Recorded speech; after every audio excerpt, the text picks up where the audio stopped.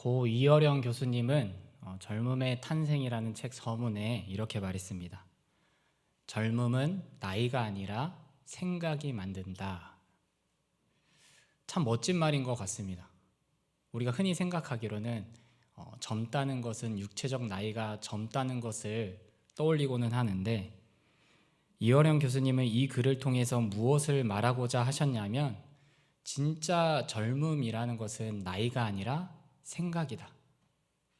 끊임없는 젊은 생각에서 진짜 젊음은 만들어진다라고 하신 것입니다. 저는 이 말이 우리의 신앙생활에도 똑같이 적용된다고 생각합니다. 그래서 이어령 교수님의 말을 이렇게 바꾸어 보았습니다. 신앙의 젊음은 나이가 아니라 마음이 만든다. 신앙의 젊음은 나이가 아니라 마음이 만든다. 무슨 의미냐면, 그러니까 어떤 사람이 그 신앙이 젊은 사람인가, 청춘인가, 건강한 사람인가 할 때 그 하나님을 향한 마음이 열린 사람, 그 하나님의 말씀을 통해서 하나님을 알아가는 사람, 하나님을 경외하는 마음이 있는 사람이 건강한 사람이고 신앙이 청춘인 사람이라는 것입니다. 여러분, 실제로 그렇지 않습니까? 어떤 분은 나이가 많아도 항상 젊으세요. 어떤 분이냐면 그 마음이 하나님의 마음에 합한 분, 그 하나님의 말씀에 반응하는 그 부드러운 마음을 갖고 계신 분이 있습니다. 이런 분은 우리가 신앙이 젊은 분, 신앙이 청춘인 분이라고 말할 수 있을 것입니다. 반면에 그 어떤 분은 나이가 훨씬 더 젊음에도 불구하고 그 하나님의 말씀에 반응이 없는 아주 무감각하고 굳어있는 마음을 갖고 계신 분도 있습니다. 이런 분은 신앙이 젊지 않은, 건강하지 않은 상태에 있다라고 할 수 있을 것입니다. 그렇다면 여러분, 오늘 이 자리에 있는 여러분들은 내가 어떤 마음의 상태에 있다라고 생각하십니까? 분명 이제 2023년이 됐으니까 나이는 한 살 더 먹었지만 여전히 그 하나님을 향한 마음이 부드러워서 하나님의 말씀에 반응하는 부드러운 마음이 있는 상태이십니까? 아니면 하나님의 말씀에 대해서 전혀 반응하지 않는 무감각한 마음의 상태이십니까? 혹시 이 자리에 그 마음이 굳어있는 상태에 계신 분들이 있다면 오늘 말씀을 통하여서 하나님, 저의 마음을 다시 한번 새롭게 해주시기를 원합니다, 간구하는 시간 되었으면 좋겠고, 한편 마음이 부드러워서 그 젊음을 유지하고 계신 분들이 있다면 하나님, 저에게 이러한 은혜를 계속 베풀어 주셔서 제가 이 신앙의 건강을 계속 유지할 수 있도록 은혜 베풀어 주시옵소서라고 간구하는 시간 되기를 간절히 바랍니다. 제가 왜 서두에서부터 마음에 대해서 언급하냐면, 오늘 본문이 이 마음의 문제를 굉장히 중요하게 말씀하기 때문입니다. 오늘 본문에는 그 5번째 재앙인 그 가축의 죽음, 6번째 재앙인 악성 종기, 7번째 재앙인 우박이 등장합니다. 우리가 다 알다시피 하나님께서는 애굽 땅에 10가지의 재앙을 내리시죠. 그러니까 아직까지 몇 개가 더 남았습니까? 3개가 더 남았습니다. 그런데 이 10가지 재앙은 구조적으로 살펴볼 때 3, 1 구조로 살펴볼 수 있는데, 자세히 살펴보면 하나님께서 그냥 이렇게 재앙을 내리시는 게 아니라 재앙의 강도가 점점 더 심화되고 강해진다는 것을 우리가 알 수 있습니다. 처음에는 그냥 일상생활이 불편하고 어려운 정도의 재앙이었다면 오늘 본문에서부터는 가축의 죽음이 등장하고 사람들의 신체가 손상을 당하는, 해를 당하는 일이 있고, 밭에 먹을 것들이 사라지는, 점점 더 그 재앙의 강도가 심해지고 있는 것을 발견할 수 있습니다. 그렇다면 왜 하나님께서 애굽 땅에 10가지의 재앙을 내리셨을까요? 그 목적이 무엇이었을까요? 단순히 이스라엘의 구원이 목적이었다면 어마무시한 재앙, 단 한 번의 재앙만 내리셨어도 충분히 가능했을 것입니다. 그런데 왜 10가지 재앙을 내리셨냐면 이스라엘의 하나님이 온 땅을 주관하시는 하나님이심을 알리시는 목적 때문이었습니다. 이 사실에 대해서 오늘 본문 9장 14절에 나와 있습니다. 9장 14절에 내가 이번에는 모든 재앙을 너와 내 신하와 내 백성에게 내려 온 천하에 나와 같은 자가 없음을 내가 알게 하리라. 또한 9장 29절 하반절에 보면 세상이 여호와께 속한 줄을 왕이 알리이다. 하나님께서 애굽에 10가지의 재앙을 내리신 목적은 그냥 단순히 이스라엘 백성들을 구원하시고자만 한 목적이 아니라 정말 바로와 바로의 신하들과 백성들과 그리고 이스라엘 백성들에게 하나님께서 온 땅의 주권자이심을 알게 하시려는 목적 때문에 내리셨다는 것이죠. 여러분 한번 바로를 생각해 보십시오. 바로는 어떤 사람이었습니까? 하나님을 모르는 사람이었습니다. 그래서 이스라엘의 하나님을 조롱하고 비꼰 사람이었습니다. 모세가 처음 하나님의 말씀을 들고 바로를 딱 가니까 바로가 내 백성을 보내라는 하나님의 말씀에 어떻게 반응하냐면 출애굽기 5장 2절에 보면 바로가 이르되 여호와가 누구이기에 내가 그의 목소리를 듣고 이스라엘을 보내겠느냐? 나는 여호와를 알지 못하니 이스라엘을 보내지 아니하리라. 그러니까 바로는 하나님을 모르는 사람이었습니다. 그리고는 내가 지금 노예로 종으로 다스리고 있는 이 백성의 신이라고? 에게 그 정도의 신이 어떻게 나와 같은 사람에게 그것을 요구할 수 있겠어? 너희들은 더 열심히 일하도록 하라 이렇게 하면서 강도를 심하게 하지 않습니까? 이렇게 하나님을 알지 못하는 바로 왕에게 하나님께서는 10가지 재앙을 통해서 3단계에 걸쳐 하나님이 누구이신지를 알게 하십니다. 첫 번째는 간단하게 여호와를 알게 하시는 단계입니다. 출애굽기 7장 17절입니다. 여호와가 이같이 이르노니 내가 이로 말미암아 나를 여호와인 줄 알리라. 두 번째는 애굽 땅에 계시는 여호와이심을 알게 하는 단계입니다. 출애굽기 8장 22절에 보면 그날에 나는 내 백성이 거주하는 고센 땅을 구별하여 그곳에는 파리가 없게 하리니 이로 말미암아 이 땅에서 내가 여호와인 줄을 내가 알게 될 것이라. 마지막 세 번째는 애굽 땅에서만 아니라 온 세상의 주인이 하나님이심을 알게 하는 단계입니다. 이것이 아까 우리가 읽은 9장 14절의 내용, 온 천하에 나와 같은 자가 없음을 알게 하리라 라는 내용입니다. 그래서 다시 말씀드리면 하나님께서 10번의 재앙을 내리신 목적이 무엇입니까?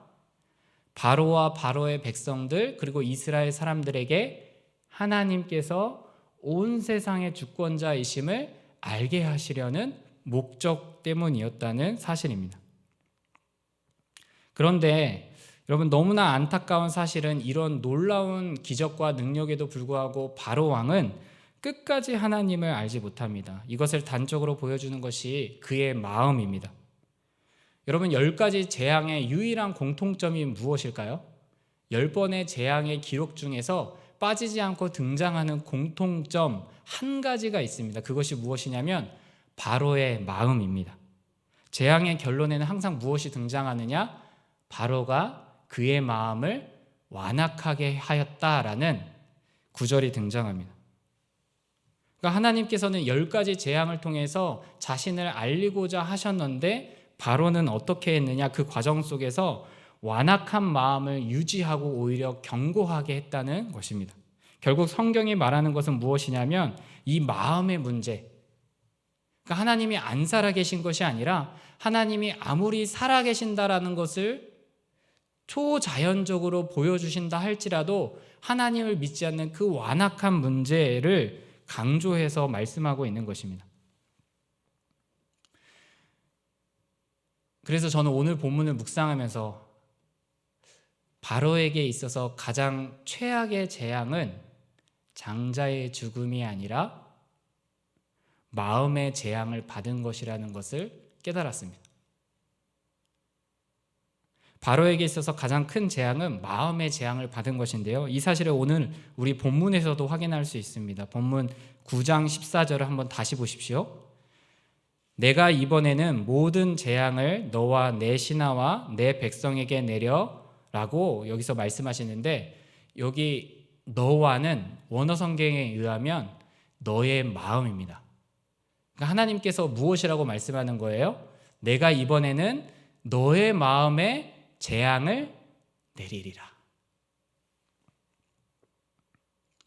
그래서 하나님께서 그 바로의 마음에 재앙을 내리신 결과 바로가 어떻게 되었냐면, 앞선 6가지 재앙까지는, 앞선 5가지 재앙까지는 바로가 스스로 마음을 완악하게 했다라고 말합니다.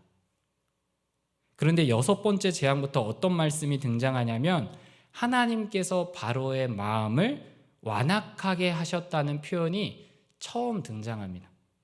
그리고 7번째 재앙에서 너의 마음에 내가 재앙을 내리겠다라고 말씀하시고, 8번째 재앙부터는 바로가 스스로 마음을 완악하게 했다라는 구절이 등장하지 않습니다. 오직 하나님께서 그의 마음을 완악하게 하셨다라는 구절만 등장합니다. 여러분, 이것이 무엇을 의미하겠습니까?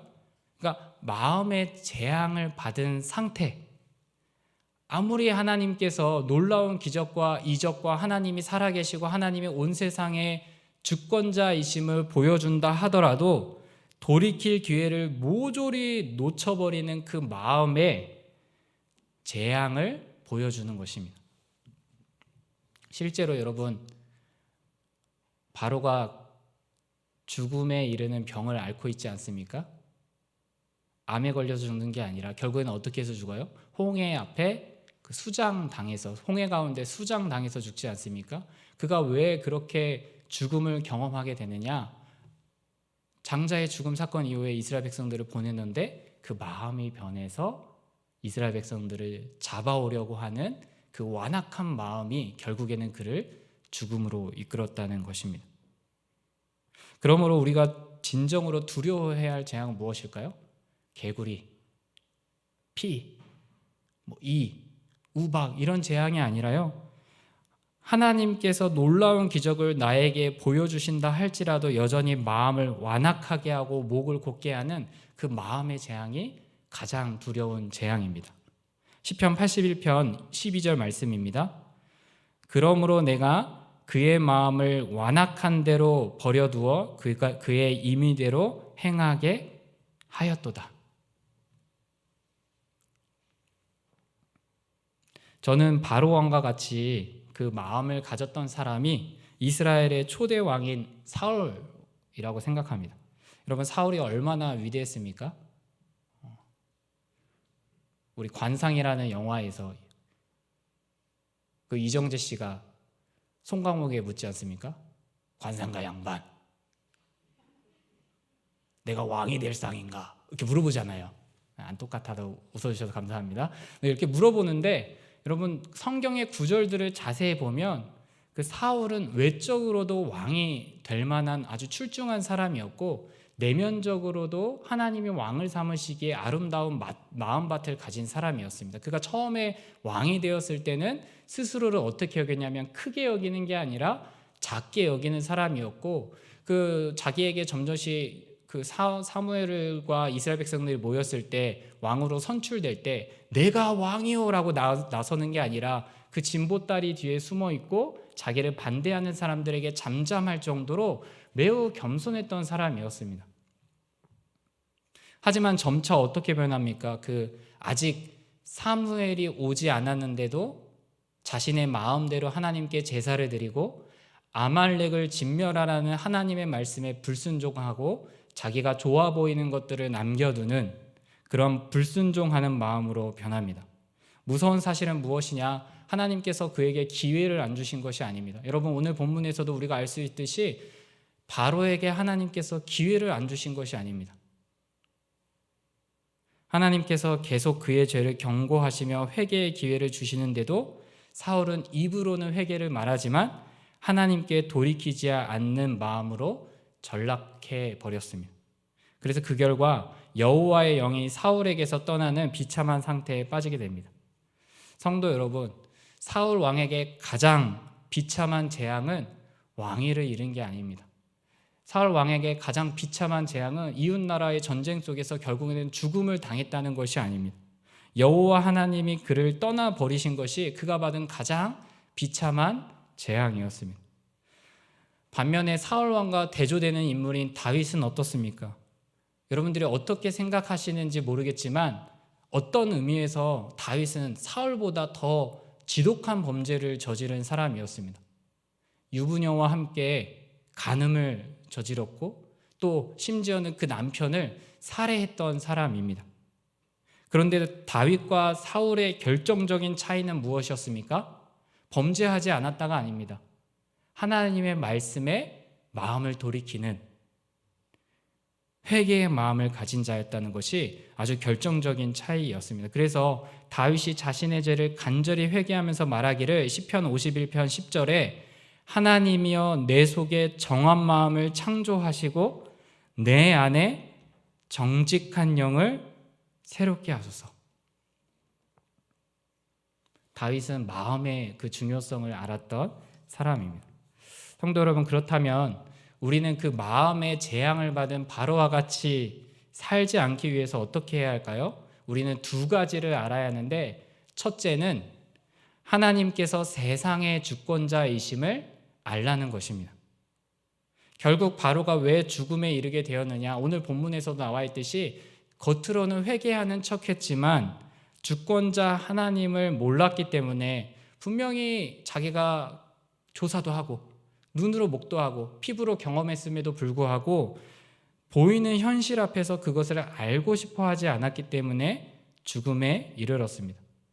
그는 평소 백성들에게 신적인 존재로 추앙받던 인물이었습니다. 그래서 마치 내가 세상의 중심인 양, 세상은 나를 중심으로 돌아간다라는 그런 고정관념에 갇혀 있었던 사람입니다. 하나님께서 그런데 모세를 보내셔서 너를 통해서 너를 중심으로 세상이 돌아가는 것이 아니라 나를 통해서 나를 중심으로 세상이 돌아간다는 것을 분명하게 보여주셨음에도 불구하고 그는 여전히 자신이 세상의 주인공인 양 착각하는 사람이었습니다.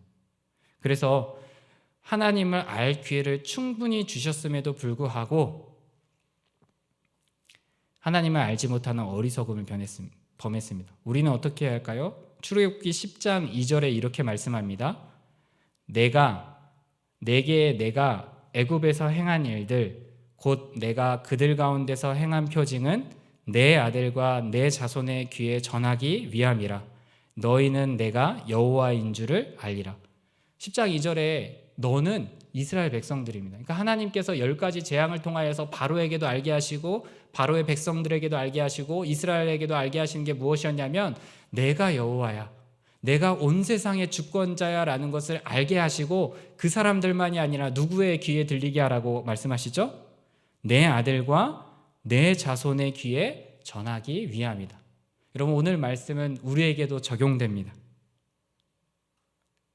하나님께서는 이 10가지 재앙을 통하여서 하나님이 10가지 이렇게 했지, 이런 지식을 쌓는 것을 하나님이 우리에게 바라시는 것이 아니라 여호와 하나님이 세상의 주권자이심을, 눈에 보이지 않는 하나님께서 진정한 주인이심을 믿음으로 살아가는 것을 원하십니다. 저는 저와 우리 성도님들이 온 세상이 여호와께 속했음을 믿음으로 고백하는 분들이 되시기를 바랍니다. 그때 우리를 통해서, 우리의 입술을 통하여서 온 세상에 여호와 같은 분이 없으시도다라는 그런 축복이 있게 될 것을 분명히 믿습니다. 두 번째 알아야 할 것은 경외의 대상이신 하나님을 알라는 것입니다. 여러분, 오늘 본문에 보면 그 하나님의 경고에 반응을 보이는 사람들이 있습니다. 20절에 바로의 신하들이죠. 그들이 여호와를 두려워하여서 어떻게 하였냐면 자신의 종들과 가축들을 집으로 피하여 드립니다. 이들의 그 두려움은 일시적이었지만 행동의 변화를 가져옵니다. 그렇다면 여러분, 우리가 여호와를 경외해야 한다, 경외의 대상이신 여호와를 알아야 한다는 것은 어떤 의미일까요? 9장 21절에 보면 하나님을 두려워하지 않았던 사람들이 이렇게 표현하는데 여호와의 말씀을 마음에 두지 아니하는 사람. 여러분, 누가 경외하지 않는 사람입니까? 하나님의 말씀을 마음에 두지 않는 사람이 하나님을 경외하지 않는 사람입니다. 반대로 말하면 하나님을 경외한다는 것은 어떤 사람이죠? 하나님의 말씀을 어디에 둡니까? 나의 마음에 두는 것입니다. 실제로 하나님의 말씀을 마음에 두는 사람은 순종하고 말씀을 마음에 두지 않는 사람은 불순종합니다. 또한 경외한다는 것은 무엇을 의미하냐면 죄를 범하지 않는 것을 의미합니다. 9장 30절에 모세는 말하기를 왕과 왕의 신하들이 여호와 하나님을 아직도 두려워 아니하는 줄을 내가 아나이다 라고 말합니다. 그리고 그 결과 하나님을 경외하지 않는 마음의 상태이기 때문에 바로가 어떻게 하느냐면 9장 34절에 바로가 비와 우박과 우레소리가 그친 것을 보고 다시 범죄하여 마음을 완악하게 하니 그와 그의 신하가 곧 같더라.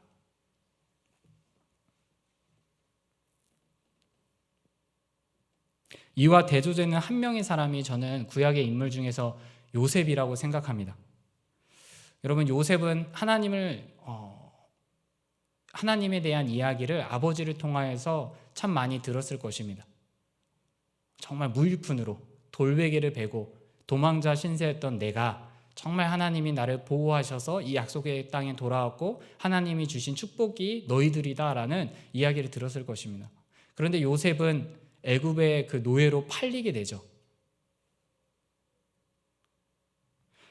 요셉은 그런데 그 가운데서 하나님을 원망하는 것이 아니라 하나님을 경외하는 사람이었는데, 그래서 그 보디발의 아내의 유혹 앞에 CCTV도 없고 증거만 남기지 않는다면, 그리고 나를 유혹하는 저 여자만 특별히 마음이 변해서 무언가 밀고 하지만 않는다면 나의 죄가 드러나지 않는 그런 상황 가운데서 무엇이라고 이야기하냐면 내가 어찌 이 큰 악을 행하여 하나님께 죄를 지으리까.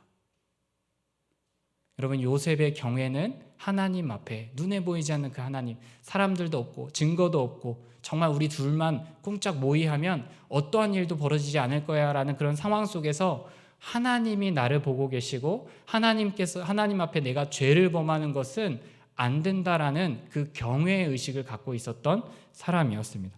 종합해서 말하자면 하나님을 경외한다는 것은 무엇이냐면 그분의 말씀을 마음에 두는 것이고 또한 하나님께 범죄하지 않는 것입니다. 이 두 개는 서로 연결되어 있는데 시편 119편 11절에 시인은 이렇게 말합니다. 내가 주께 범죄하지 아니하려 하여 주의 말씀을 내 마음에 두었나이다.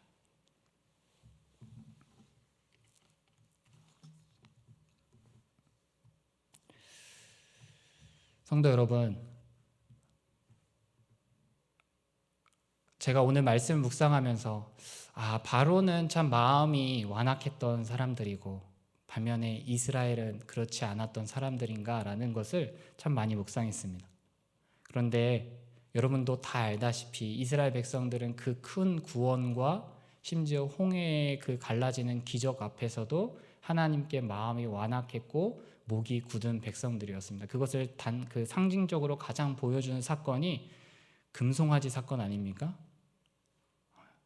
그 하나님께서 시내산에서 정말 그 어마어마한 축복과 은혜를 베풀어 주셔서 그들에게 율법도 주시고 성막도 주시려는 그런 상황 속에서 정말 그 금송아지를 숭배하는 이스라엘 모습을 떠올릴 때 사실 오늘 본문의 바로보다 낫다라고 우리는 말하기 어려울 것입니다. 그런데 왜 그들은 하나님의 백성이 되었습니까? 은혜인 거죠. 하나님께서 마음의 재앙을 내리시지 않았기 때문이죠. 그들의 마음의 상태가 원래 선했기 때문이 아니라 그들 역시도 하나님을 향해서 마음이 굳어있는 사람들이었는데 하나님이 포기하지 않으시고 그들의 마음에 재앙을 내리시지 않았기 때문에 그들이 하나님의 백성으로 살아갈 수 있었던 것입니다. 저도 마찬가지라고 생각이 들었습니다. 제가 예전에 섬겼던 교회에 새벽 예배를 갈 때 시내버스를 탄 적이 있거든요. 거의 첫 차를 타야 늦지 않아서 첫 차를 탔는데 그게 항상 그 건국대학교 앞을 지나갔습니다. 이게 다른 데는 다 깜깜한데 화나더라고요. 그때 코로나가 없었거든요. 화나고 청년들이 그렇게 많아요. 그리고 쓰러져 있더라고요. 왜 쓰러져 있는지는 말씀드리지 않겠습니다. 뭐 쓰러져 있고 뭐 이렇게 하고 하는데, 그리고 이제 이렇게 지나가다 보면 막 클럽도 봤습니다. 여러분, 제가 만약 하나님 믿지 않았으면 술도 먹고 유흥을 즐겼을 것 같은 사람이라고 생각하십니까? 대답을 듣지 않겠습니다. 그런데 제가 그것을 보면서 제가 안타까운 마음이 들었는데, 왜 저렇게 살지? 참 안타깝다라는 마음이 들었는데, 버스를 이렇게 타고 가는데 문득 그 마음이 들었어요. 아, 나도 하나님을 몰랐다면 저게 인생의 최고의 즐거움이라고 생각하고 저렇게 사는 것이 옳다라고 살았을 것 같다 라는 생각이 드는 거예요. 내가 하나님을 알았기 때문에 이렇게 사는 것이 복된 것이고 이렇게 살아가는 거지, 내가 하나님을 몰랐다면 저 사람들과 나는 다르게 살았을 것이다, 나는 법 없이도 살 사람이다, 나는 절대로 아무런 흠도 저지르지 않는 그런 사람이었을 것이다 라고 내가 자부할 수 있는 것이 아니라, 하나님을 몰랐다면 나 역시도 저 안에서 똑같이 살아갔겠구나라는 생각이 들었습니다. 그러니 하나님께 내가 구원받은 자녀로서 하나님을 안다는 것이 너무나 감사하다는 생각이 들었던 순간이 있었습니다. 성도 여러분, 말씀은 이렇게 결론 짓기를 원합니다. 서두에도 말씀드렸다시피 건강한 신앙은 나이가 아니라 무엇이 만든다고요? 마음이 만든다는 것입니다. 김영석 교수님도 100세가 넘으셨는데 재미있는 말씀을 하셨더라고요.